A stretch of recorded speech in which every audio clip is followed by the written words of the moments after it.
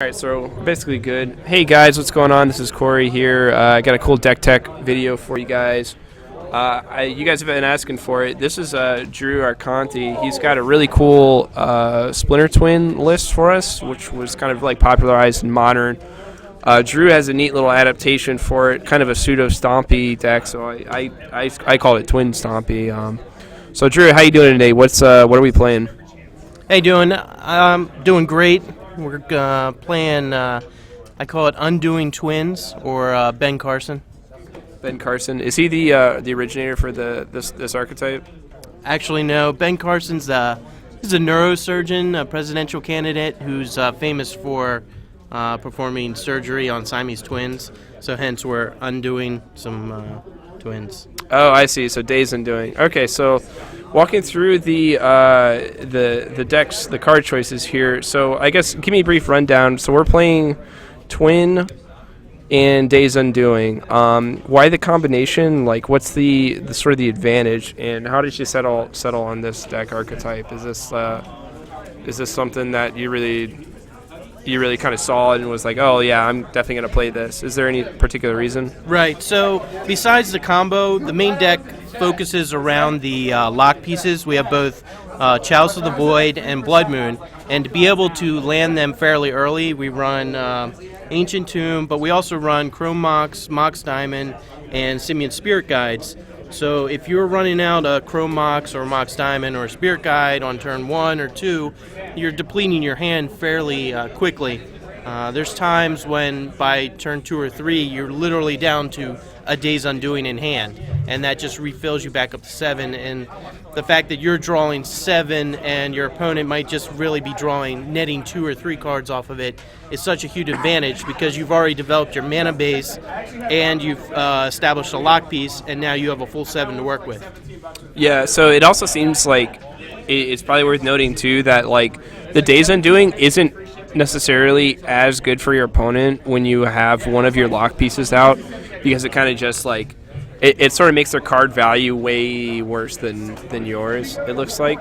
Yeah, I've definitely been at the end of the game and my opponent shows me 7 1 or 2 drops with me sitting on Chalices just searching for a win condition. Right. Yeah, that's kind of the nice part about Stompy decks, is you sort of get to tax your opponent out of doing much while having it not really affect you at all. I'm a big fan of Stompy decks myself for the same reason. But the upside of this Stompy deck is you get to run blue, which obviously turns on Force of Will, which gives you a lot of reach, I'd imagine, against the cheap combo decks and against allowing your tax pieces to resolve. That's one problem Stompy decks have. Roger, and it protects really your back end of your combo when you're trying to resolve a Splinter Twin. Yeah. I'd actually like to have some other either cheap counter, either Pact of Negation or Daze, but it's kind of counterintuitive to what you're trying to do. Pact, I'm leaning more towards a Pact, but it's hard finding room for it. Yeah, that's true, because Pact definitely just seems kind of like a worse force. Maybe like Misdirection might be viable, but that's also just a poor man's force. So going over we have the Mana Accelerant package here. 2 Mox Diamond, 3 Chrome Mox. I guess, is there any particular reason for the split? I guess the Chrome Mox makes a lot of sense because I imagine our combo's kind of color thirsty, so the Chrome Mox sort of gives us an edge. And it almost doesn't really matter a lot when we have Days Undoing. We just get to refill our hand pretty often, I'd imagine. Roger. So with the pitch mana rocks here, it's tough because really you're not running any dual colors, so sometimes the Mox Diamond is just better than a Chrome Mox because your Chrome Mox is either going to be locked on red or locked on blue, and you really need that double red to get the Splinter Twin going, sometimes even triple red if you're relying on Kiki. Right. So the Chrome Mox is it's tough. If you're doing them turn 1, you almost have to be red if you're trying to land the Blood Moon. But then if you're trying to leave yourself open to do combo stuff, you kind of have to get it on blue. So that's why the distribution between the diamonds and the Mox is to give you a little more flexibility with your mana rocks here.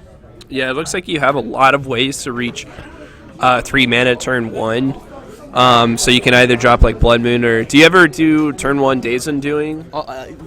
Yes. So sometimes with the Days Undoing and the Acceleration package, you can afford to mulligan aggressively to either turn 1 lock piece or the combo, or just fix your mulligan kind of thing, where you run out 3 mana on turn 1, just Days Undoing, and hey, maybe you might be fixing somebody else's mulligan, but you also might just be giving them a worse 7 because now they have a 7 with no choice on it. Right, yeah, that's a good point. I imagine I would be more likely to keep Days Undoing on the play, at turn 1 Days Undoing on the play than on the draw, because you just get to reap the benefits of it, right? And there's a chance they could just go like, crap, I wish I could mulligan this hand, but I can't. Right. So that's pretty cool. So moving on, we have the combo piece itself, the 4 Splinter Twin, and it looks like 1 Kiki-Jiki being the other half of the enablers, and then 4 Deceiver Exarch and 2 Pestermite. What's the math behind all these numbers? You have 4 Exarchs and 2 Pestermites. Why don't we start with that? So the Exarch's the better because he doesn't die to bolt with the 4 toughness. They're both flash. They're both part of the combo, and really you can adjust either way depending on if you feel like you need more flyers or more chump blockers for like a Delver. But in generally, the Pestermite is the worst of the 2. They're both susceptible to anything that does -1/-1, so you kind of have to be cognizant of that. But at least you can stick an Exarch through a -1/-1 and potentially remove that feature later to get through. And then, so the Kiki-Jiki, is that just to get another half of your enabler for your combo? Yeah, that's just another twin. Okay. So 2 Cunning Wish. I haven't seen these hardly any. That kind of, I guess, relates to your sideboard a little bit. A little bit. So in the sideboard, really, there's only 4 targets for the Cunning Wish. You have the Intuition, Sudden Shock, Wipe Away, and Pyrokinesis. A lot of times, the Cunning Wish gets you Intuition, which then gets you the missing piece of your combo to finish out a game. Or in a tough pinch, you can go get a Wipe Away to remove whatever's keeping you from comboing off, or a Sudden Shock to kill like a Gaddock T, or just keep you alive another turn. Yeah, those are all good points. I guess we're not running something like a Latimari's Call because we're not omniscience, right? Colors actually matter for the deck. Is that right? I have no clue what that card is. Oh. So a Latimari's Call, it's a green and a white instant. You search your library for a creature card, put it in your hand. Oh no, yeah, that wouldn't do anything here. So this is like a colors matters. Color Stompy deck. Right. So moving on, we have the 2 Jace the Mind Sculptor. Tell me what's up with that card. So just with the aggressive mana base, or mana ability to get to 3 and 4 mana, either you can cast them on turn 1, sometimes even turn 2, and just a Jace on the board that early puts so much more pressure and gives you so much more time to establish either the combo or put out lock pieces, and it's an alternate win condition. Yeah, that seems. A turn 1 Jace is great in Vintage. I'd imagine it's probably pretty good in Legacy as well. So one thing I do kind of like about it that I just thought of is if your opponent does land an early 1-drop, like a Deathrite Shaman, after you secure a turn 1 Chalice on, like, let's say your first turn, then you could probably just go into a Jace and bounce it, so now they actually are, like, locked out of all their 1-drops from that point on. That's pretty cool. In Jace, I remember he saw some play in Omniscience for a while too, as just this card drawing engine. Like even a 4-mana Brainstorm, it's still not the actual worst because he's able to do stuff. He forces your opponent to attack it, and then you can kind of do some cute little shenanigans with it, I'm sure. And having like deck manipulation in a Stompy deck is always a plus. Because you'll notice there is no Brainstorm, even though I'm on the fence about putting it back in, but it just feels so bad to be running Chalice on 1, and I know I could pitch it to Chrome Mox or I could get it in before I establish it, but I just feel like if we're on this lock plan, combo plan, that I just don't have room for it. I've seen some Stompy decks before run the 4 Chrome Mox, 4 Force of Will, in I think 2 misdirection, and they could run the brainstorms with the chalices. I've seen that before, but you don't see it too often. It's like a personal preference thing. It's in the back of my mind. I'd love to find room for it, but the Days Undoing kind of. Yeah, and to circle back to that, not only you get the card draw there, but you can also mess with graveyard strategies main deck because you're shuffling in the graveyard. So Deathrite Shaman won't have land targets to eat. Dredge, even against lands, you're shuffling back in their Punishing Fires or their Aggro Loam. So it again, we're coming back to my pet card, but it's got so much utility of avenues that you didn't realize where it would be good at. Yeah, that's pretty cool. So I guess topping off the spell suite here, one of Spicy card. I saw this tech in Modern a lot, not so much in Legacy. We're one of Batterskull. What's going on there? Right. Again, the ability to get big mana and get it fast. And I mean, if you land a Batterskull and they have the ability to return it and just keep playing it, it just closes out games. It's just another win condition that is hard to answer and is resilient to things like Terminus and spot removal. Yeah, they could technically, I imagine, with Swords to Plowshares and Terminus, a.k.a. Miracles. I imagine they would probably have a heck of a time beating that card, and especially being in the main. You power it out early enough, and it offsets the life lost with your Soul Lands with Ancient Tomb. So that seems like a pretty cool little spicy one of. I like it. So going forward with your mana base, we're not running a ton of Soul Lands. I was actually surprised when we pulled these out to see just the 4 Ancient Tomb. Right. So I'm not going with City of Traders because you want to hit all your land drops. We're not running Wasteland. People are going to be aggressively, attacking. Like you might only get one turn with your tomb before you need to play another land. And we have so many of the mana rocks also that the Days Undoing allows you to establish a mana base and then build from there on top of it. So Ancient Tomb just didn't feel like it fit to me. Right. Yeah, that makes a lot of sense. Not Ancient Tomb, City of Traders. City of Traders, that's right. Yeah.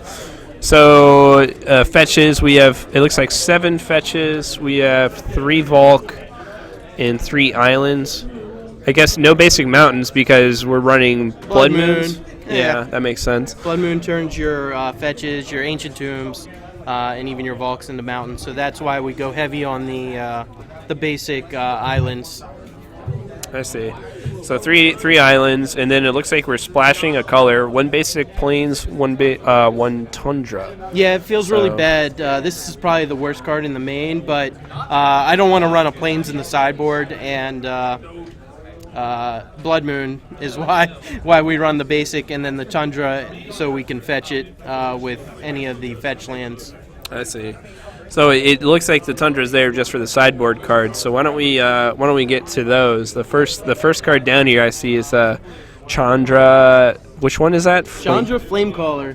She is Oath of Gatewatch, and she is a house when you land her. And I've had her out as soon as Tune 3, and basically she is you must find an answer in the next 3 turns or you probably lost the game because that's 18 damage, especially if you don't have any blockers.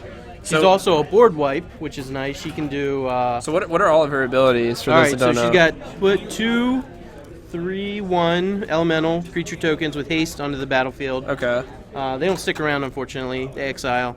And then you draw all the card, or discard all the cards in your hand. Then draw as many cards plus 1. Wow. So she's card filtering too. So that's nice. That's a +0. That's a 0. Wow. And then her -X deals X damage to each creature. So as you're plussing her up, somebody lands some creatures, you can just minus her and reset the board kind of thing.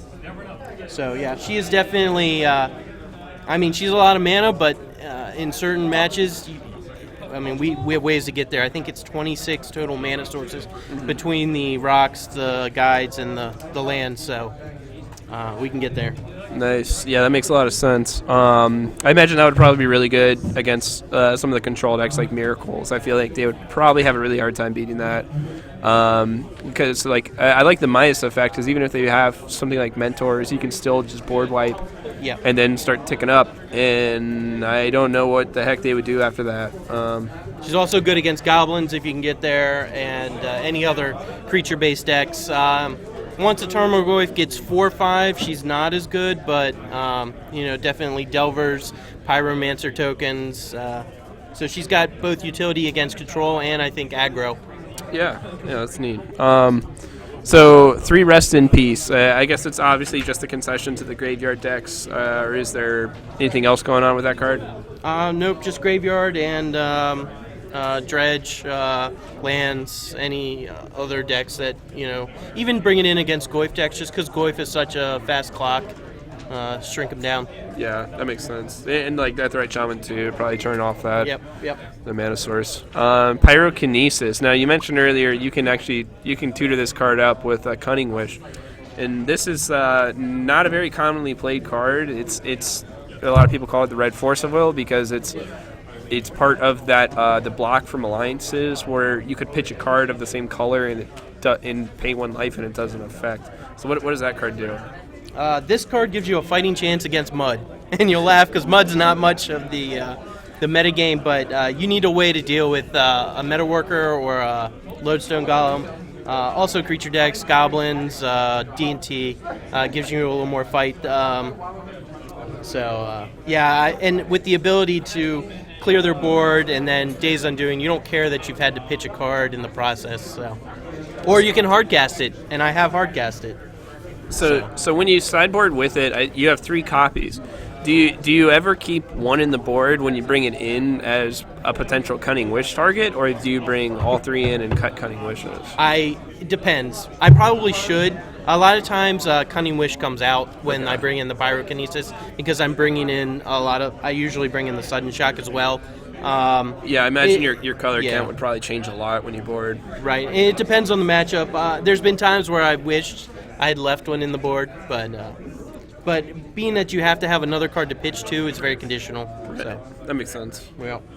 So 2 Containment Priests. I guess it's kind of the same thing as Rest in Peace. It's good for, I imagine that comes in against Elves versus Rest in Peace, which probably doesn't. But I imagine it's, kind of you jam it where it fits, so to speak. It's good against... Elves, Show and Tell, you can bring it in against D&T. Just the fact that it has Flash and they go to tap you on upkeep, and you can at least get in, something, to either prevent Vial activations or just to have a blocker at times to prevent your life from going down too low. So do you bring that in against Death and Taxes for Ether Vial, or is that something that you keep in your sideboard? Okay. Yeah, I'll bring that in.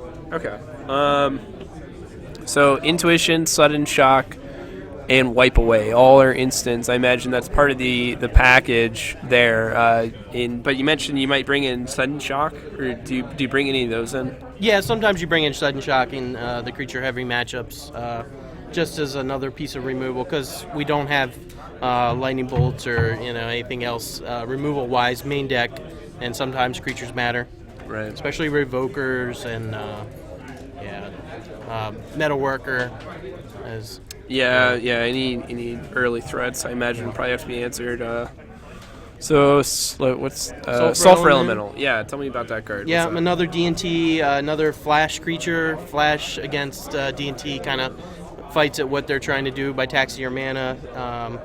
It's good. It's not great, but it's also, you can bring it in against Mentor Miracles because it kills their tokens, and although it'll grow their angels, so a little double-edged sword there. Yeah, these days, as far as miracles go, I almost see more mentors than I do angels these days. But that seems like a good addition there. Another thing I also like about Sulfur Elemental, you can cast him through your own Blood Moons, so he's always a clock in the event that you can't assemble a threat.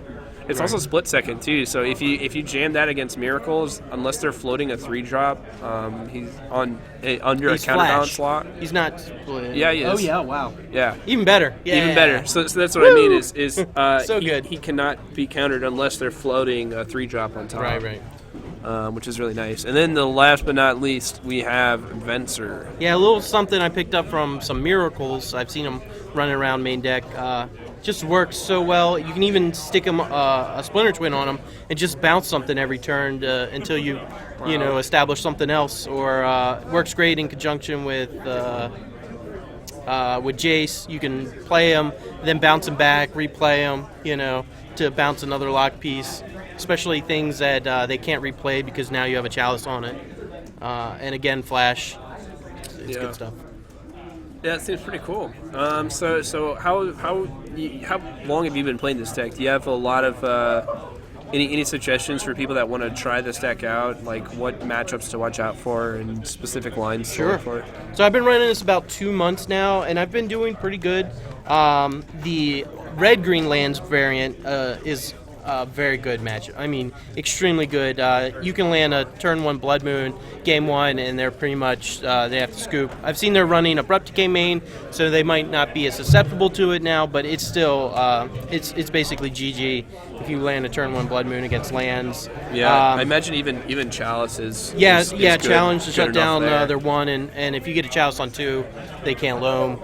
Also, Infect has been pretty good because of the Chalices. You get a Chalice on 1 against Infect, that limits like over 50% of their deck. And Blood Moon does a lot of work because they have their, Ink Moths and Pendle Havens. They generally don't run very many basics. So you can really choke them off their mana with a Blood Moon or a Chalice early in the game. Shardless has seemed pretty good. They do have Abrupt Decay, but they're just a slower deck, so you have time to establish certain things, and again, Blood Moon very good against them, especially if they don't fetch basics early. Chalice isn't as good, but can be good. You can keep them off their Brainstorms or